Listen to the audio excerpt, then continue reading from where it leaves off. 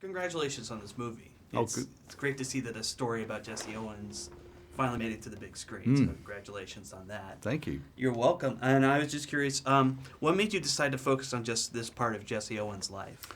Well, I was offered the opportunity to do a film on his whole life, and I'm never a fan of that in general anyway, and his whole life was far too complicated. So I wanted to try, and we didn't have the infinite budget, so I wanted to concentrate on a pretty epic part of his life, clearly, from when he's the age of 19 to 22, 23, and where, you know, he went to Ohio State University and kind of a young, naive guy, and becomes a man and meets up with his coach, Larry Snyder, played by Jason Sudeikis in the film, who's this tough, all-winning coach who isn't winning but wants to win at any cost, and consequently is not a racist, and because he just cares about winning, and he sort of helped the two of them together forge this team which allows Jesse to steamroll into these giant Olympics being branded by the Nazis as a sort of corporate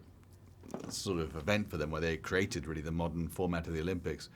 And the whole world was watching, and instead of it being the Nazi Olympics, it's the Jesse Owens Olympics, and it ruins all their plans because they had a lot riding on this, the Nazis. I imagine focusing on just this part of Jesse's life made it easier for you to make the movie. It also allowed you to be a little more specific with the characters. Yeah, but there's also a lot of story. You know, there's a lot of story about the Olympic Committee with Jeremy Irons and William Hurt's character, and the corruption and the dealings of Avery Brundage with the Nazis, doing a deal with them to cover up what was going on in Germany to get America to go. Because America almost didn't go to these Olympics. They were going to boycott them because of civil rights issues.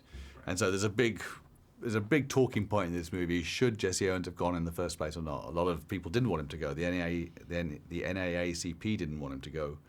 And they wanted to make a statement by him not going. America itself thought it should go or it shouldn't go. And if they hadn't gone, that would have been a big statement too. But by him going, he made the ultimate statement, you know. And Jesse was terrified, I think.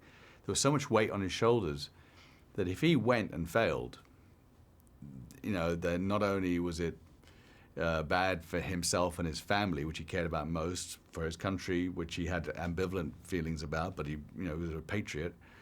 But also it made the Nazis look they were right about all their Aryan claims. You know, it's a film. It's not just racist about African Americans. It's racist about Jews and being anti-Semitic as well. There's a lot of different stories. It's kind of in some ways, I try to give it the drive of a political thriller. You know, as opposed to a sports movie, because the races are explosive, but there's probably less than 3 minutes of racing the film because they're only 10 seconds long, right? Right. So it's really much more about the emotion behind it and the psychology behind it than just running around tracks and stuff. Yeah, I mean, each character in this movie you could make a movie about them on their absolutely. own. Like Lena Riefenstein, absolutely. So that's the fascinating thing about it. And there's one great shot in the movie. There's many great shots, but this shot in particular, when Jesse Owens enters the Berlin Olympic Stadium, and you basically we're right in his shoes as he goes. Yeah, we stay with him the whole time. It was my first ever image for the film, actually. Wow. As an idea and then an image, because I thought, well, how did he do it? How did he walk in with this amount of pressure? It was like walking into a gladiatorial arena. Yeah. Do you know what I mean? With 120,000 saluting Nazis as Hitler arrives in the stadium. He walks in. The Hindenburg goes above. People screaming Sieg Heil as he walks to take his marks, and he keeps his cool and he does it. And of course, a lot of it's about growing up in such a tough way as he did and having such a strong family, which I didn't have time to really show.